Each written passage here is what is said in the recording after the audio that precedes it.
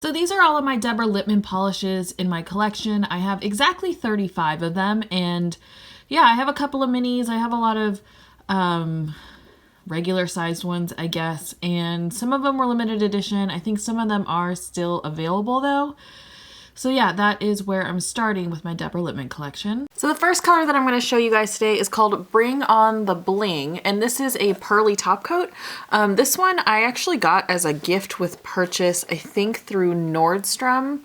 For me, Deborah Lippmann, well, you can buy Deborah Lippmann at pretty much any like high-end department store, but I bought most of mine off of the Deborah Lippmann website as well as the Nordstrom website. And I think at some point I was buying these on Nordstrom and there was a free gift with purchase, and this was one of them. So yeah, this is what the first coat looks like. Again, it's a very, very fine pearly top coat. It's got like a really, really, really soft shimmer to it, to the point where you can't really ever build this up to be fully opaque on its own. So I will just show you what it looks like as a top coat in one coat. So yeah, that is what it looks like on the nails. Just as a reminder, I am swatching over gel because I broke my index fingernail. So I have put a layer of gel on my nails that is as close to my natural skin tone as possible so that the color won't change as much throughout the swatches, but it will look a little bit different because I'm swatching over a gel. So that is what the one coat of Bring On The Bling looks like. So here is what it looks like up close. This one I am going to keep for now. I'm going to kind of compare and contrast all of my other shimmery top coats that I have. I have a couple from OPI, a couple from China Glaze as well. You can see up close that there is a tiny bit of color shift in there. There's kind of a little bit of a bluish tone and a pink tone, but it's not very apparent when it's just on the nails. I also want to mention that I will link down below the blog post. If you guys saw my most recent Paint My Nails With Me video, which went up a couple of days ago, it was based off of Deborah Lippmann, and I talked about Deborah Lippmann very, very fondly in it and how much I love Deborah Lippmann because she has probably been part of one of the greatest customer service triumphs of my life, and she is genuinely very, very sweet, and she cares about her customers and she cares about her products. And I will link the blog post that I wrote about it down below when it happened. It was like it was a long time ago, but anyway, I've talked about it a couple of times, so I'm not going to bore you guys with the story again, but I will link it down below so you guys can check it out because again, I really do love Deborah Lippmann and she deserves all the praise. These polishes are very expensive, but they are also very nice polishes as well. So yeah, that is what Bring On The Bling looks like. The next polish that I'm going to show you guys is called Happy Birthday, and this is the original rainbow chunky glitter pretty much in all of the industry. Deborah Lippmann 100% was the reason that chunky glitters were such a coveted thing in the nail polish world. She was the first one to do them. She does them incredibly well. The base in her chunky glitters is like amazing. It's a very thin and workable base generally, so when you put the polish on, it's really easy to control.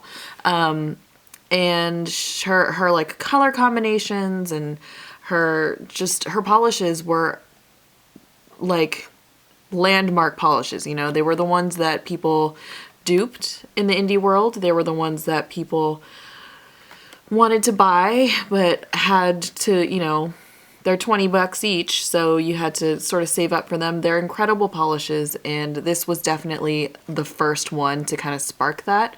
And yeah, this is just a rainbow glitter mixed into a clear base. It has multiple sized hex glitters in it, so there's small ones and big ones. I'm applying glitter in the wrong way, I know that. But that's just what's going to happen. So yeah, you can see that the glitter pickup is actually really, really good in these polishes as well. It's a densely packed glitter, and it's just, they're the best. So yeah, that is what it looks like. So here's what Happy Birthday looks like up close. This is my most used rainbow glitter for sure, so this one I am going to keep. And yeah, I love this polish. It works great on its own. You can actually layer it up to be fully opaque. I rarely, if ever, do, so I'm going to keep it as a top coat for these swatches. The next color that I have to show you is called Wicked Game, and this is one of those polishes that goes from like gunmetal to purple to green, like one of those sort of oily, metally type of colors. I want to say that this was one of the first ones of this type as well. And for being such a high-end brand, you know, for being sold in Bloomingdale's and Neiman Marcus and Nordstrom and things like that, it is a very creative and out there brand. You know, typically with your high-end brands, you see the colors like your reds and your nudes and your pinks, and unless it's like a limited edition collection, there's not a ton of out there colors. But I feel like Deborah Lippmann started with all of those out there glitters and Wicked Game. This one, for example, it's kind of impressive when you think about it. At the first coat, it is very sheer, like most polishes like this that have that multi-chrome shift to them. It does build up very well. So yeah, at the first coat, you can see that there is a hint of that shift already, and it just deposits a little bit of color. I'm going to go in now with the second coat of Wicked Game, and this builds up the color quite nicely. And I want to say that the shift in this one is a lot stronger than some of the other colors like this, with this particular color combination of the gray to the green to the purple. In where I'm sitting looking at my fingers, it is very, very green, but in the camera, it is very, very purple. So yeah, in just that sort of tiny bit of shift, there is a full color range. So yeah, that is what the second coat of Wicked Game looks like. I'll do a third coat for you guys just so that you guys can see what it looks like as opaque as it'll be. So I'm going to go in now with this third coat, and this gets pretty much, again, as opaque as it'll be in 3 coats. Polishes like this actually do the best over black. I never do that because I'm lazy. But yeah, that's what 3 coats looks like. Here is what it looks like up close. This one I'm going to keep for now. This is another one that I want to compare to all of the other colors that I have like this before I decide on whether or not I'm going to destash it. The next polish I have to show you actually doesn't have its label anymore, but it is a mini, and I got it in a mini trio set with the turquoise color Just Dance, if that helps anyone. But yeah, it is like a gunmetal micro glitter with a hollow micro hex mixed into it. This one, it can be used as a top coat, but I have used it just on its own, so I will not be putting it over a base. The glitters are very, very fine, so they go on very easily, similar to the New Bar micro glitters that I showed you guys. And it's very densely packed, so it's easy to layer up within a couple of coats. So that is what the first coat looks like. So I'm going to go in now with the second coat, and this builds up really, really well in 2 coats. As you can see on my index finger, it gets pretty much fully covered in 2 coats. I like that the hollow glitter is also really contrasted against that dark glitter base. So yeah, that is 2 coats. So this is what it looks like up close. This one I am also going to keep. I'm going to put it out there right now. I'm probably going to keep most of these, but yeah, this one, it's really nice. This one definitely is a top coat eater, so if any of you guys end up using this, then you're going to have to get a nice thick glossy top coat to get this fully smooth. The next polish that I have to show you is called Cleopatra in New York, and this is a black jelly base with a gold glitter running through it. This actually reminds me a lot of Holly. I feel like she wore this for New Year's Eve one year, or she talked about it a lot one year, and now whenever I use it, I think of Holly. So yeah, the black jelly base is your typical black jelly in that it is very sheer in the first coat, but like a lot of Deborah Lippmann's jelly bases, they build up perfectly in 2 coats. So yeah, the bright gold glitter in this also sits really nicely in the base. So yeah, that is what the first coat looks like. I'm going to go in now with the next coat of Cleopatra in New York, and this gets fully opaque in 2 coats. The glitter definitely helps get it fully opaque. I feel like the glitter helps cover up any sparse spots. Not that there's like a ton of sparse spots, but like, you know, when your nails are longer and sometimes when you paint your nails, like there just ends up being sparse spots, kind of regardless of with what you do. The glitter definitely helps cover it. So yeah, that is 2 coats of Cleopatra in New York. So this is what it looks like up close. This is going to be another maybe for me depending on how many dark colors that I keep throughout this whole process. So I will decide again later on whether or not I'm going to keep this one. The next polish that I have to show you is called Forget You, and Deborah Lippmann actually released a trio of polishes that had the same gold glitter as Happy Birthday, but they had colored bases to them. This is the black one. There is, I believe, a purple one and a pink one. I have all of them.